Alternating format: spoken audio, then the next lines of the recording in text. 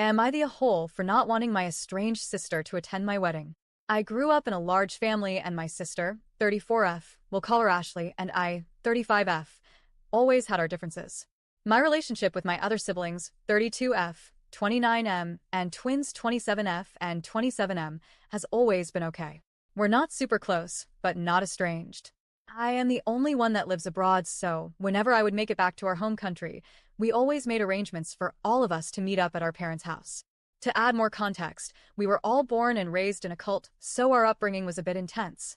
We weren't secluded from society, but we did live in a commune until right before the twins were born, and were encouraged not to make any outside friends from school. All of our social interactions have been with other cult members because of this us versus them mentality. We were under extreme pressure to be perfect soldiers for God, and being the eldest in my family and community, I took it quite literally. I was at church nearly every day, hosted prayer groups, gave sermons during youth services, volunteered around the world while homeschooling.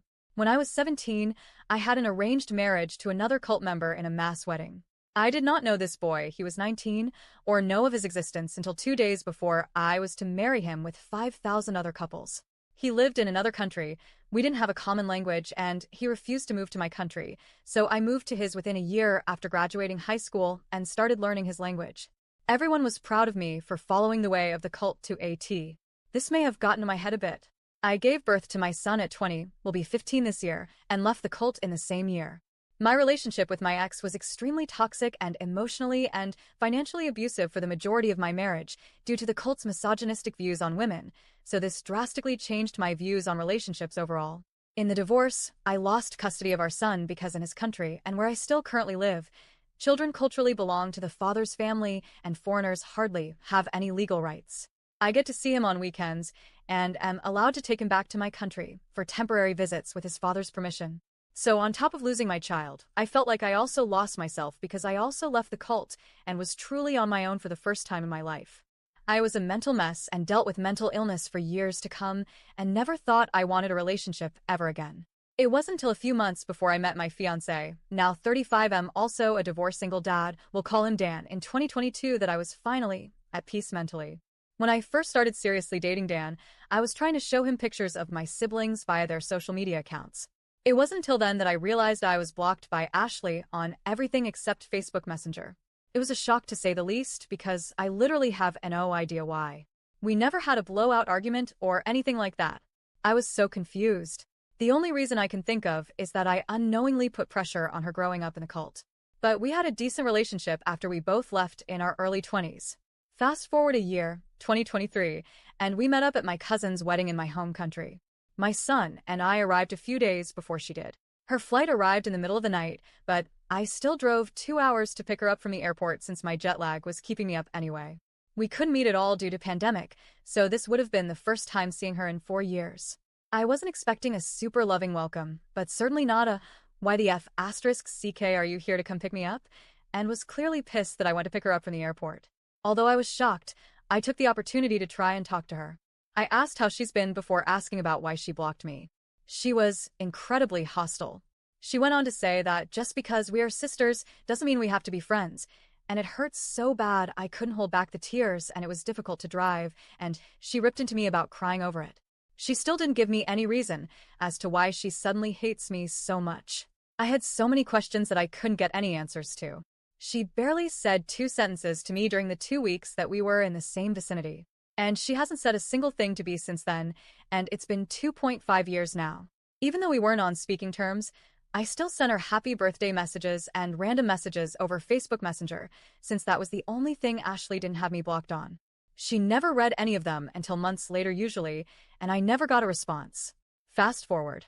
In summer 2024, Dan proposed. I have never been so sure of a decision in my life as when I said yes to him and his heart of pure gold. I honestly have never met anyone like him, and he has healed parts of me that I never thought could be mended. He says the same about me, but my traumatized brain just can't accept that I'm as perfect as he says, LOL. We started planning our wedding right after the engagement for September 2025 in the country we live in. Since my family is so goddamn large, we sent out save the dates a year in advance since they all would be traveling here for it. We have around 50 people coming from all over the world to celebrate with us. I sent an invitation to Ashley via Facebook Messenger in hopes that it might spark a conversation, but as I expected, no reply. Due to her not RSVPing, I had removed her from the guest list. No answer is an answer, especially since the RSVP deadline was 2 weeks ago. I gave an exception to a couple guests because they have complicated situations with their families, but other than them, the other 120 guests were expected to RSVP on time.